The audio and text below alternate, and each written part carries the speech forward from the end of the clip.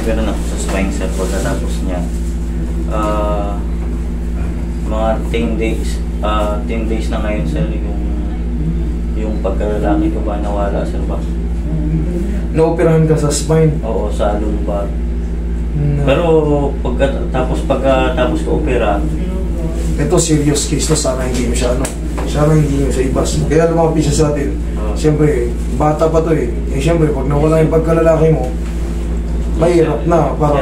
Kaya nga ako. Hindi ka naman diabetic, pero ang ginawa sa kanya kasi, inoperahan siya sa spine. Yes sir. Ngayon, baka tinamaan yung mo. General anesthesia kasing gagawin dyan eh. Yes sir. Pero, hindi naman sa sir, kasi pagkatapos ako inoperahan, normal naman sir. Eh di syempre pa yun. Yung susubside pa yung mga nun. Yes sir. Kasi nung sir, bakit ka inoperahan pala sa spine? Bakit? Naipit yung yung disc ng lumbar. Ang dami kong inaayos niyang ganyan eh. Ang dami kong inaayos yan, manual lang. Sir, hindi ko inaayos yung ganyan. Ngayon ikaw nag-ano ka kagad, nag-undergo ka ng kasi ngayon yan ang side effect. Wala ka namang ibang ginawa. Wala naman sir. Pero yung spine ko ngayon sir, wala namang sir. Pero nung February 1, nagulat lang ako na parang hindi na umatayo. Pilit ko man itayo. Pero gumagalaw sa sir. Pero yung patigasin ko na hindi ko makaya. Kunyari, sa umaga lalo, di ba? Oo, sa umaga. Iinit tayo. Sa umaga. Talagang yan. Yes sir. Ngayon wala na. Ganyan sa sir, pero hindi ko siya mapatayo yung tipong solid na. Oo, na. Kumbaga, pakiramdam ko parang may naiipit sir dito sir. Saan ka inoperahan? Ano inopera sa'yo? L4, L5 sir. Walang laminectomy? Yes sir. Walang mga inad? Wala sir. Kiniskis lang? Yes sir. Okay. Tingnan ko nga. Kailan ka na-opera? Nung November to sir. Bago pa pala. Liga. Bago pa. Nag-shout ka. Bago pa. Mag-ingat-ingat ka sa pagyuko mo. Dahan-dahan lang. Yun nga sir, yung sa ko siguro. Yes sir. Pero may kakapain na ako sa'yo dito. Ilalim. Yun lang muna, pero yung dito kasi, bago pa yun, baka magdugo lang yung operahan. At ang mga ligalis yan. Kaya nga, naglapit talaga ako sa'yo sir ba? Nag-message na lang ako. Kahit mahiya man ako. Wala siyempre.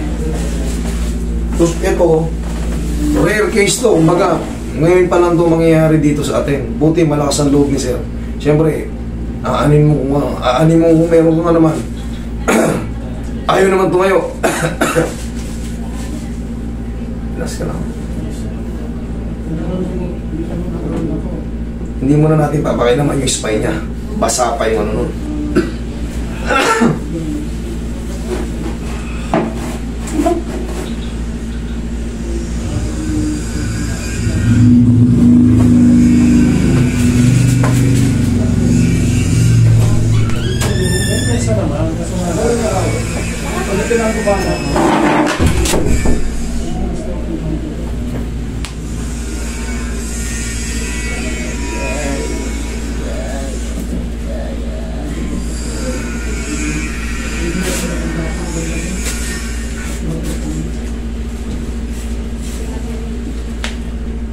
Nakaupo kasi ako ng sir ba?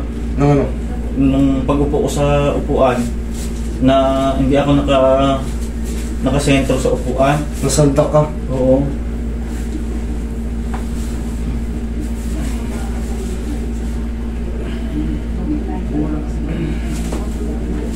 Yes, right mo.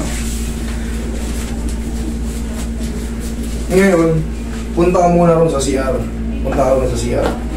Subukan mo bagay kasi pagkamot, delika yung parts ng hari natin. Sa ilalim may nakakonekta dito sa ilalim ng itlog natin. Nandun yung obserbahan mo ngayon ng 2 linggo. Tignan mo kung tawagan mo ako, di ba kumukontak ka na sa akin, okay? Pansamantala yun muna kasi hindi mo pwedeng ditong